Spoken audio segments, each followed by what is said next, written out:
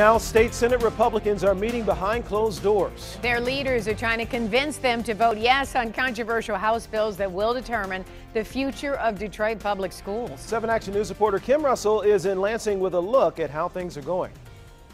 If you've ever wondered why lobbyists are called lobbyists, this is why. This is the lobby outside the Senate. And right now, senators are negotiating, still on the fence when it comes to how to vote on Detroit public schools legislation. The fight continues to get 19 votes. Secretary will open the board. Senators this morning passed numerous bills, but the bill everyone is talking about, they have yet to vote on.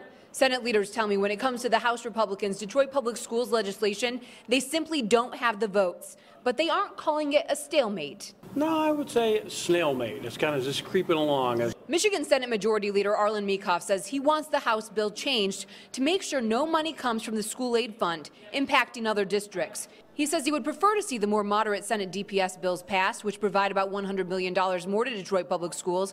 But the House bills are the bills they have to work with to keep Detroit public schools out of bankruptcy. Kids in Detroit deserve better than what we've been giving them, and that's what we're working on. We have to work with all of our partners to get that done. When he says partners, that doesn't include senators from Detroit.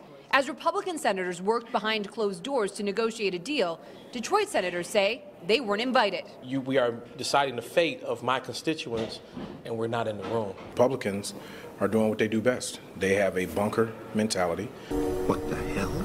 They're not talking to us is why they are in the situation that they're in. And quite frankly, why this is not going to work and why a couple years from now or a couple months from now, we will be in this situation again. This will be the political version of Groundhog's Day.